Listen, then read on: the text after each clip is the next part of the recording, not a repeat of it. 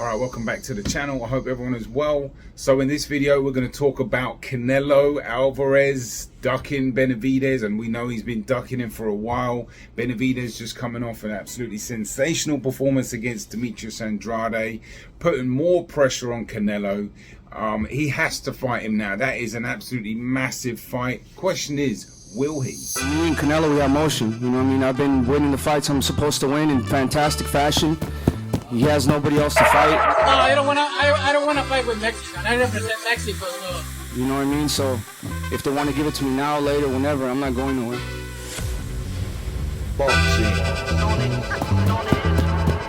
Okay, shout out to all the subscribers. Thank you very much as always for tuning in, and welcome along anybody new.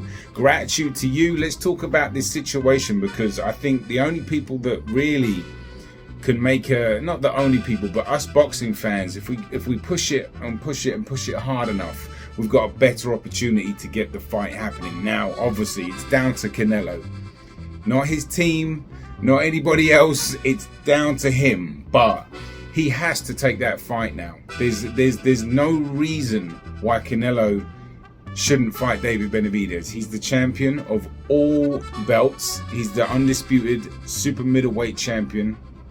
I think, you know, it could affect his legacy a little bit, right? I know Canelo fans might be, you know, having a bit of a heart attack from the thumbnail. It's just a bit of a joke, but honestly, if you're a real Canelo fan, honestly, wouldn't you want to see him be great? You know, I know he dared to be great against Bivol, didn't quite work out, no problem. Now you got somebody in your own division, and that somebody, David Benavidez, the Mexican monster, is going from strength to strength. And look, that is an absolutely massive challenge. You know, obviously, look, when Canelo was saying he didn't want to fight any Mexicans, I counted the other day. I think it was something, I'll count again and I'll leave it on the screen. It might be something like 20, 25. He's already fought. Now, granted, you're going to fight them if you're growing up in, was it Guadalajara or maybe Tijuana, where he fought a lot of his fights, or on the border, I'm not sure. It was down there, and you're obviously going to fight Mexicans. But even later on down the line, right, you're willing to fight a son of a legend, all right, and just, you know, completely help destroy his name, because no disrespect to Julio Cesar Chavez Jr., but he's an absolute joke. You know, let's be honest, he's a joke. And I know he's had some issues lately. I'm not trying to kick him while he's down at all, but the amount of times he missed weight, failed drugs, all this stuff, he obviously didn't care about the sport. But you're willing to fight him and get a win and get money over that, but you won't fight Benavidez. Okay, so, but this video isn't just about Canelo, and I tend to not like really pick on fighters too much. I do have a problem when fighters quit. I've expressed that in those videos. But when, you know, like, I've got so much respect for these fighters. I've repeatedly said they're like superhuman beings to me. You know, I've got so much respect, and, you know, it's just a bit of tongue in cheek. But I do also care about the sport, and I care about what fights we're going to get for next year. From a selfish boxing fan point of view, I really want to see that fight, and because it's an amazing fight, it would be an amazing spectacle, and it would just be it's probably the best fight in boxing to be made outside of Subriel Matias and Regis Prograis. That's up there as well. I know it might not be on the top of most people's thoughts, but for me, for a violent fight, for two fighters that are going to give it their all, they're going to be prepared mentally, physically, spiritually. It doesn't matter if Regis loses to Haney. I don't think that fight is still a mega fight in 2024 for a belt or not, you know, or for unification or not. That's an absolutely magnificent fight. But staying with Regis Prograis, and let's pivot a little bit, because I've been wanting to make this video about ducking. You know, because the title, if it acts like a duck and it looks like a duck, it's probably a duck. So these fighters do duck, you know, they're like, but there's levels to ducking. Canelo right now is ducking Benavidez, and if he doesn't fight him in the next whatever, but specifically in the next few months, which is when he should, that is a major duck. It's inexcusable. Regis, on the other hand, right, he ducked Subriel Matias earlier on. I can't remember exactly when, but then I know he went to fight that Irish guy McKenna. Okay, so look, sometimes you just have to put yourself in their shoes and understand there's far more to it than what's actually happening than, oh no, I just don't want to fight him. Fighters aren't usually too bothered about fighting, but you have to understand that they have to get what they have to get themselves up for and what they have to put themselves through before even fighting that fighter, right? If you're fighting, for example, Subriel Matias comes knocking on your door, you understand what kind of level of threat that is and where you have to take yourself and where you have to go in training camp, okay, let alone the fight. And let's just say you do win that fight. Let's just say Regis does beat Matias if they fight, hypothetically. You think he's going to come out of that without any bruises and bumps? He's going to have a few years taken off his career, maybe. I hope he doesn't. I hope they come out healthy. As always, I always say that, or usually say that, and I do mean it, because that is a brutal fight. So when you stack everything up and you've got, okay, we've got this McKenna guy here in Saudi Arabia, they're probably going to pay him quite handsomely. The threat isn't really that high. The paycheck's probably pretty good. The team are on board. All right, let's take that. Let's swerve Matias for now. For now. He's been calling Matias out. The energy's there, I think. Sometimes doesn't necessarily mean that they've been calling that out. And for example, let's move on to Jamel Charlo, where he has been calling Tim Tszyu out prior to the Canelo fight. And I made a video about him ducking Tim Tszyu. Someone called me a liar in the comments, where I hadn't actually given it much thought at the time when the Canelo fight was going on.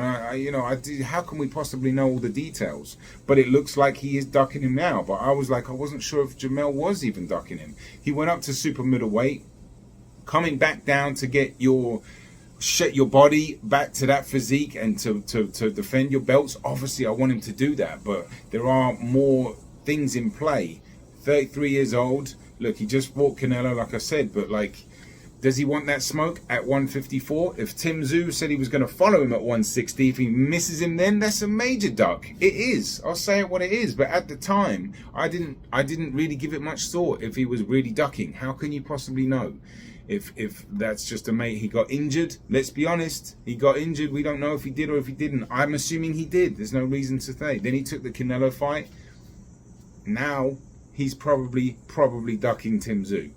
And now it comes, if the Canelo fight got in the way, then fine. But if there's no reason for you to not take those fights, I'll touch on the Mayweather situation actually, which a lot of times people think, I suppose maybe he did or maybe he didn't. I'm going to explain a couple of things as to why he might not have ducked Margarito and Paul Williams, which, as a boxing fan, I used to love watching Floyd, but I probably only really started hard in 2009. So you heard other fans talk about, oh, he ducked Margarito, he ducked Cotto, he ducked this, and there's lines behind it. As we're following, these stories live, we get to understand them. But when we're not around at the time, for example, or not, when I say not around, but not heavily following it, and Margarito was obviously well in line to fight Floyd.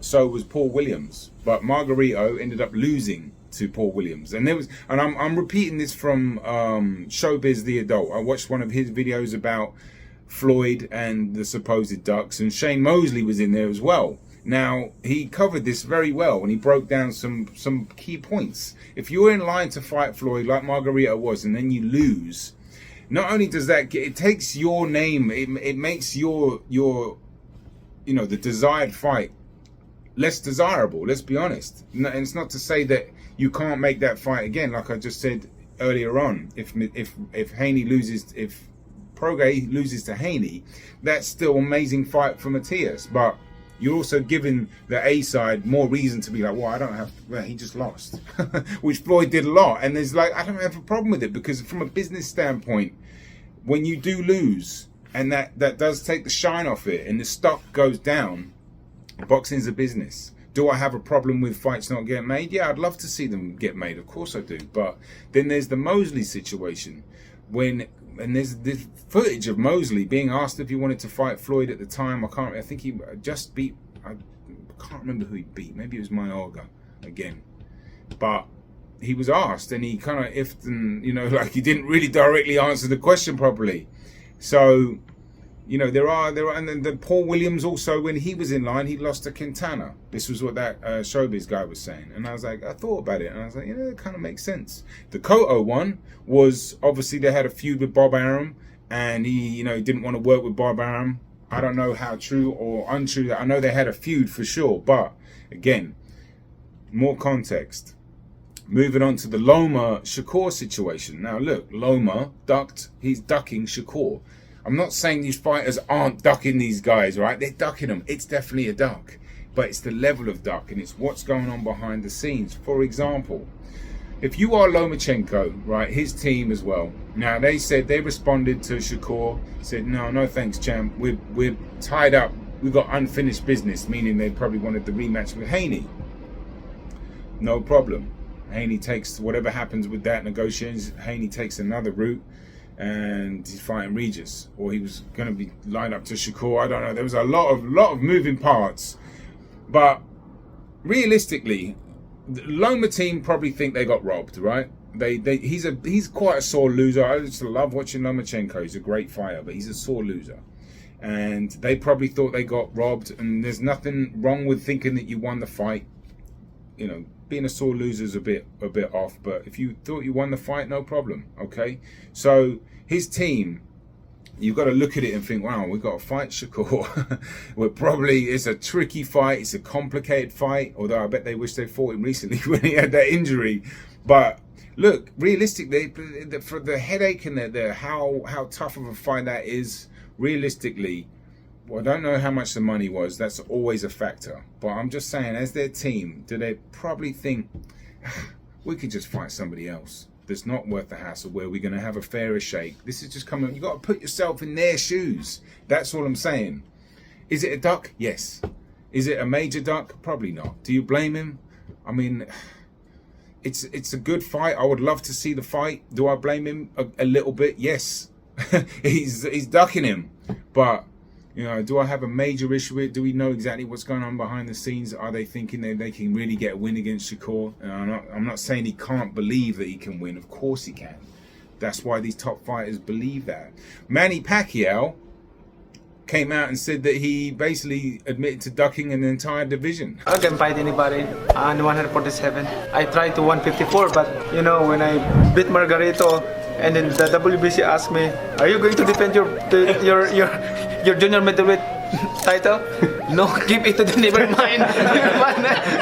Amazing. I survived that fight. The night of the fight, I was 48 pounds. Margarito 165 pounds. That's why when the WBC, the commission asked me, "Are you going to defend your title?" No, never mind. Give it to them. But you obviously don't blame him. He won the belt off Margarito. And he was like, I'm not staying in this division, knowing that these were bigger men. And that was a big man he fought, Margarito. Tough fight. But, you know, he's obviously not ducking the entire division. He was laughing about it. But he also is, because he was the champion. So do you blame him? What would you do if you just defeated him? You got all these massive guys in line to fight you. I can't remember who was at the top at that time. But point is, obviously, when you give the belt back, it is kind of a duck, but it's not really. Let's be honest. Then we got the Lee Wood, British fighter. I know a lot of this audience is American, but like Lee Wood, if you don't know him, he was the WBA super featherweight or featherweight, one of the two. I can't remember which one, but he had a tough schedule fighting. What's that guy's name? Mauricio Lara. Didn't have to fight him. He was a nightmare. Going into that fight, I was like, God, that's a brutal fight. Lara, we all knew Lara was a puncher. He's a erratic, wild Mexican. The history that British fighters had against Mexicans wasn't good. And sure enough, Lara came in, wiped Lee Wood out after Lee Wood was fighting a very good fight, cleaned him out with the left hook. And, you know, Lee Wood took an immediate rematch, and that was courageous of him to do that, going straight back in there to get his belt back, put on a great performance, outboxing Lara in a very dangerous fight. Lara's always dangerous against a major puncher. Okay, then he fought Josh Warrington in, still hadn't seen that fight. I've seen the highlights, but it was a pretty epic end to it, and Lee Wood was definitely getting beat, and Warrington's always going to be in your face, and it's a tougher fight. I know Warrington's seen better days, but Not an easy fight, let's just say that. And, you know, he came out victorious again. And it's going to take a lot from you. Training camps, just the spiritual side of that fight, the Lara fight, the containing the rematch, going in the Wood fight, being down and putting it back. Then he had the Uzbek, Komatov, knocking on his door, right? He was the mandatory. So if you're Lee Wood and you're his team, you think, blimey, we got this, was it 10 out of 11 knockouts, Komatov. Otabek Komatov, that's his name. He's at 11-0 with 10 knockouts, something like that. Tall, rangy, southpaw Uzbek fighter is your mandatory. And he ducked him, moved up in weight, and now he's at 130, so he was a featherweight. Do you blame him? Do you really blame him? I don't blame him. I don't blame him at all. That's a fair enough duck. Maybe he's tight at the weight. He's had some wars. That's a tough card to pull again. So they didn't.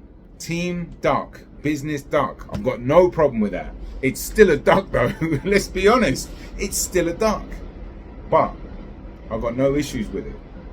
Then we have Tyson Fury, obviously blatantly ducked Usyk, but now he's fighting him. We hope they get in the ring. But point is, when you duck fighters, going back to Canelo, he obviously ducked Golovkin for what, 2 years, 3 years was it, roughly. De La Hoya was controlling him at that point. He was the promoter, so he probably had a lot to do with that. And it kind of paid off in the end. I know a lot of us, many of us, and if not all of us, thought Canelo lost that first fight. There were a couple of people that I spoke to that thought he had a draw. It's not inconceivable, but I thought Canelo lost. Most people did, but he also didn't get completely owned like he probably would have. You know, he was getting chased around the ring. Don't get me wrong. And he put in a great performance in the second fight, and I thought he did really well. I thought that fight was a draw, but I didn't have an issue if that went either way. Some people seem to think there was no way Canelo won that fight. I disagree. I think he fought a hell of a fight. But again, look, more time and more experience. If they'd have caught him 2 years earlier, Golovkin might have stopped Canelo. He might have done. At the very least, he probably would have won way more decisively. But they ducked him. It worked. It was still a duck. It came out successful.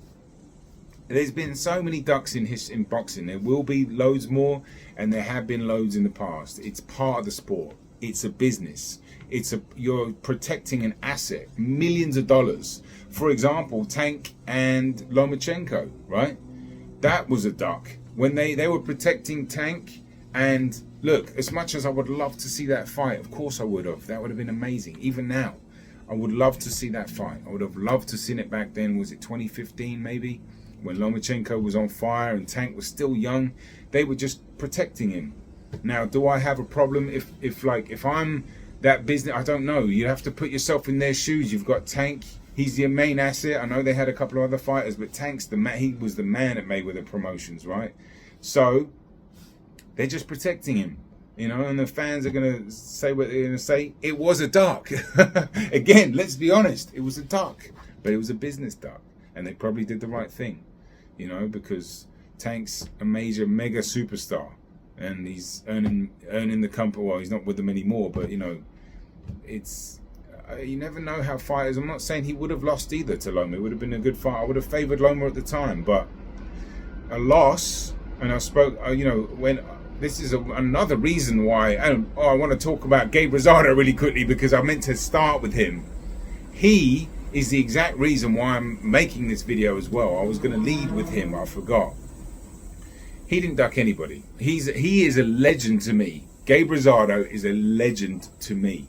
He always will be, because he didn't duck anybody. As much as I know it sounds like a contradiction, I'll go easy on fighters that do the business duck. I also love it when fighters don't duck. Of course we all do, because we get the best fights that we want. But he had, look at his schedule, look at who he fought. He was like, most fighters like to be the favorite, right? And if you look at fighters' resume, the top fighters, they almost always are the favorite. You know, these days you look at the top fighters, a lot of the times, most of the times, they're favored to win. Gabe Rosado was not. And he still took these fights.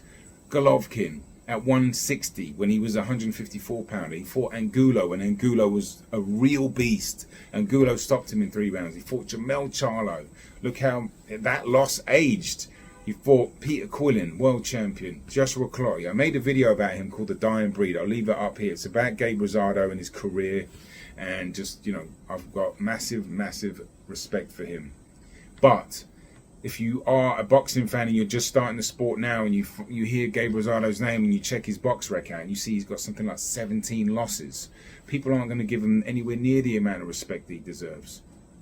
He's a warrior. He fought everybody in his division. David Lemieux, you know, the list goes on. And he fought them. And he fought them tough, and he tried to win every time. And he took the losses for it. And what I was going to say is, when you take L's, your paycheck goes down massively. I think when he was also he was also going to go up in weight and fight Gilberto Ramirez. And Ramirez missed weight. Remember that? That's Gabe Rosado. Real fighter. My goodness. But Andre Ward was saying, when you lose, and we've known this as well, your stock goes down. Obviously, it depends how you lose. Will you still be able to keep your stock relatively high if you lose well and you fight bravely and you put on a good show? But it still goes down. And Andre Ward was saying it can go down to like 40%. So from a business perspective, when you're thinking about taking a fight with you know, a 50-50 fight or somebody that's really good, you've got to think ahead. This is the business strategy, not the fighter. I'm talking about the business side of it, the managers, the team, the trainers. And nobody wants to lose 40%, all right? Let's just be honest, including the fighter. So this is another reason why fighters duck. You know, we put it all together. What you have to get yourself into. For not every fighter can have the same training camp and be a beast and pull yourself up for that kind of energy every time. I just don't think it's possible. Maybe I'm wrong. Maybe there's fighters that can do that. But when you saw Mayweather when he was fighting Pacquiao, he was going old school. He looked like he was digging a bit more out of himself because he knew what he was preparing himself for.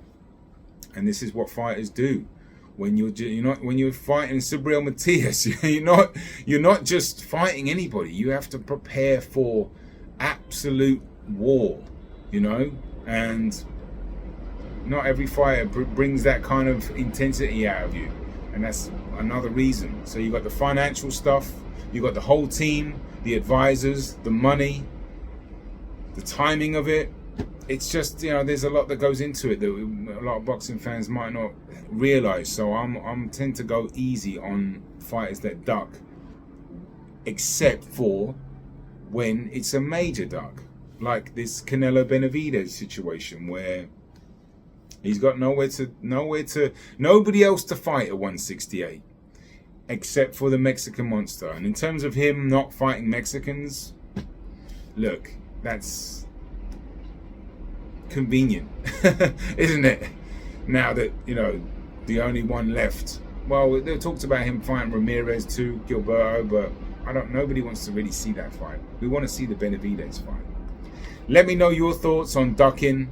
Let me know your thoughts on the Canelo fight. Shout out to all the subscribers that have tuned in lately. I really appreciate it. Now, there's been quite a few lately, and I've got a lot of content coming. This channel is all over the place. So I'm going to be making videos from just a lot of whatever inspiration I get. I don't tend to do these rambling videos, but I wanted to just express my thoughts and keep this energy going and just show my gratitude to people that have been helping with the channel. It means a lot. But there are a lot of videos coming, and I've got to get back to work. So peace and love. Boxing on the Edge. Have a great week. Me and Canelo, we have motion. You know what I mean? I've been winning the fights I'm supposed to win in fantastic fashion.